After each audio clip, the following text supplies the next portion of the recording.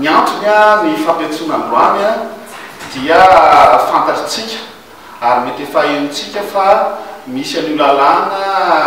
anao vaosiny io zany hitatahana ny tany vita titre eto Madagasikara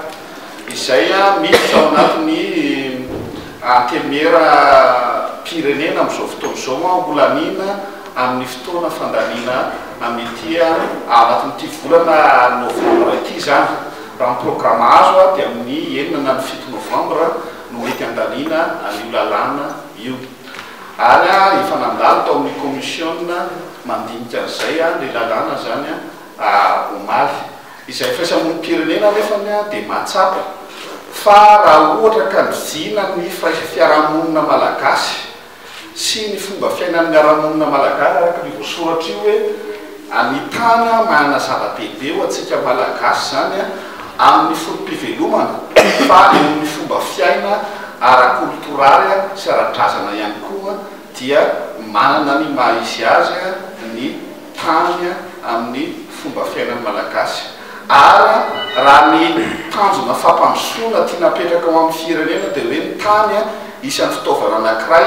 tokony ho ampiasain'ny olona maro entina anapetrahana izay fampandrosoana izay indrindrandrindra ho an'ny olona eny ambanivohitra noho izany ny fanomezana amin'ny ataoko hoe fahafahan'ny olona mahazo an'ilay tany dia zava-dehibe mihitsiny ary io olona io tsy olombitsy fa tokony ny betsaka ary indrindrandrindra ny tontolo ambanivohitra ilay lalàna nefa n'izany izay entina olanina amin'izao fotoana izao ao anatin'ny antenimera-pirenena dia hitanay hoe manelingelina nataoko hoe manalefaka an'izay fomba fijery hoe tany ho hareny malagasy ho fomba fiainan'ny malagasy ho fandraisana anjara ho fampandrosoana ary hoentina mampivelona olona maro indrindrandrindra eny ambanivohitra amin'ny fampandrosoana ny olombelona fotsiny zany ny antony dia satria zavatra anankitelo lehibe no ataoko hoe misy zavatra manimbotra ao anatin'le izy ny anankiray voalohany aloha zany dia tsy hoe ratsy akory fa mametraka be sy ataoko hoe manome lanja be dia be ny fahefany sampandraharaha ny fanana tany hitantana indray ny akamaroany tany eto Madagasikara izy izay mety hanena an'ilay ataoko hoe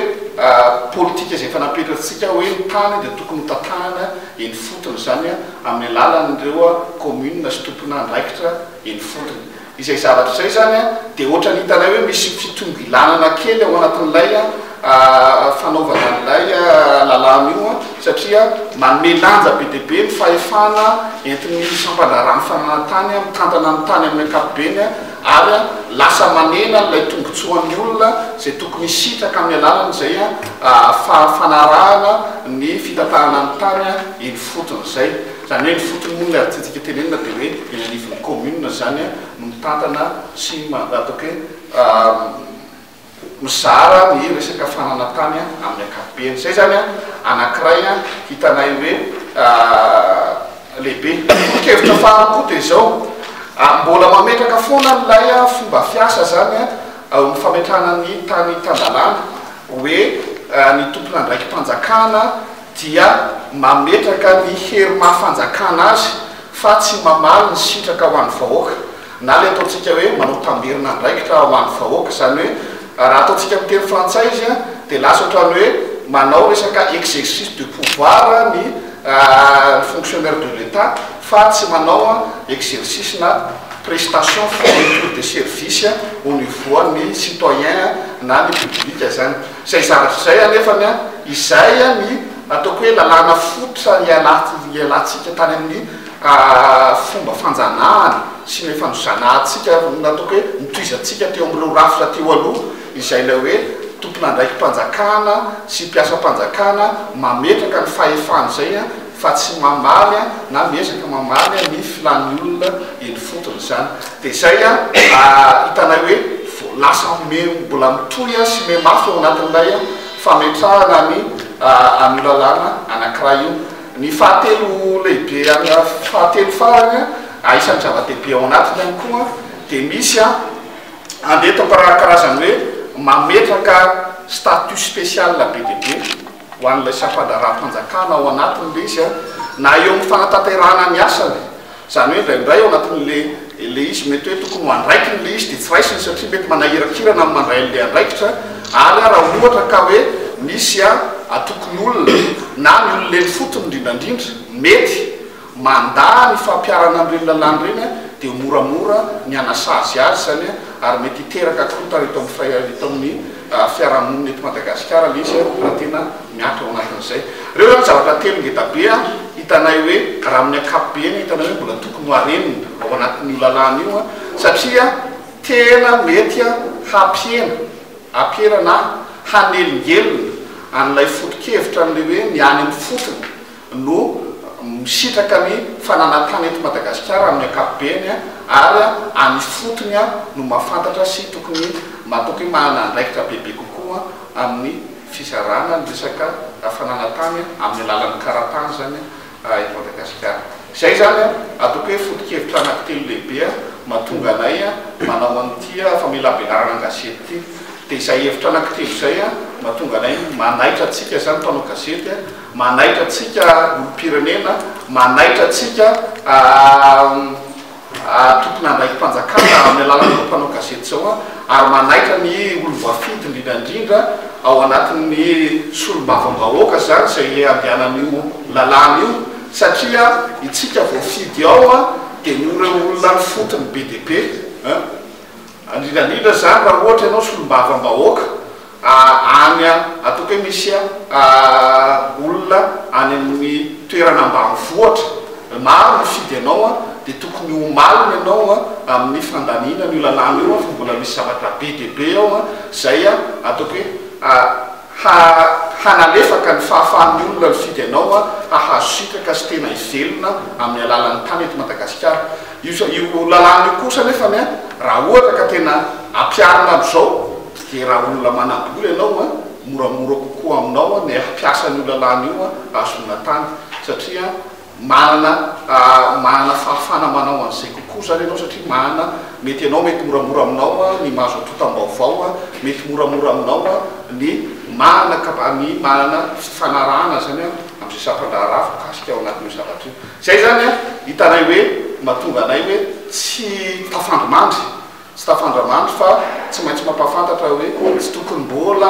holanina ao amin'izao fomba an'izao io lalàna io fa misy zavatra maro mbola tokony ahitsy sy tokony hovaina ao anatiny ary tokony hatsaraina. Izay ty amin'ny firaisamonim-pirenena moa mangataka amin'izao fotoana izao tsy fampidiniana amin'ireo tompony andraikitra amin'ny solombavam-bahoaka zany na ny ao anatin'ny komisionna ny fananantany na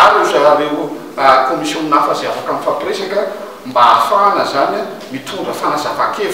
fanazava-kevitra na hoisana andininy ary amin'izay zavatra hitanay hoe tokony hatsaraina sy amboarina alohany andaniana n'ilay lalàna io ary alohany ampiarana azy eto amin'ny tany sy ny firenena. Izahay ao anatin'ny fomba fiasa